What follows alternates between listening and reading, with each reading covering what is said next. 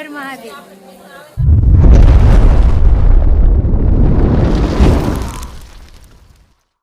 આપણે આવી ગયા ભોમેશ્વર પહોંચી ગયા છે મહાદેવના દર્શન કરવા. તો અહીંનો કેવો માહોલ છે એ હું તમને બતાવું. અહીંનો માહોલ છે આ તારા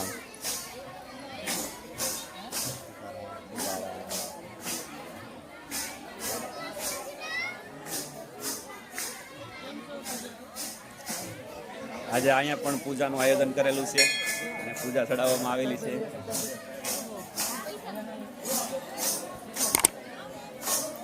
મહાદેવની પૂજા થયેલી છે અહીંયા.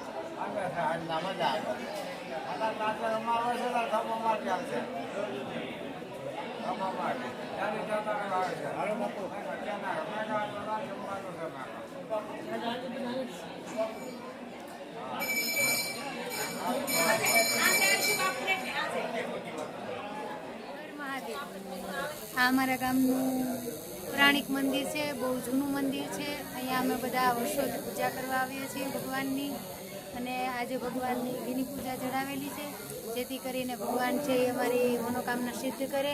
ભગવાનને શ્રાવણ મહિનામાં જળ ચડાવવાથી ભગવાન ઉપર જે કંઠમાં જે ઝેર હોય છે એ ઝેર છે એનો ધીરે ધીરે નાશ થાય છે. એના માટે અમે ભગવાનની પૂજા રાખીએ છીએ અને પૂજા કરીએ છીએ. અમે બધાએ પરિવાર આવી અને આજે પૂજા કરી છે.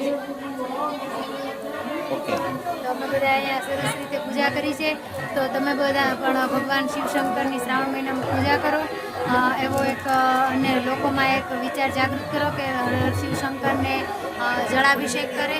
જળાભિષેક કરવાથી શંકર ભગવાનનું વિષ છે એને જે ઝેર છે એનું ટૂંકમાં કે ઝેરની સમાપ્તિ થાય છે ધીમે ધીમે, જેથી કરીને ભગવાનને શિવશંકર ભગવાનને જળ ચડાવવું જ જોઈએ એવી માન્યતા છે.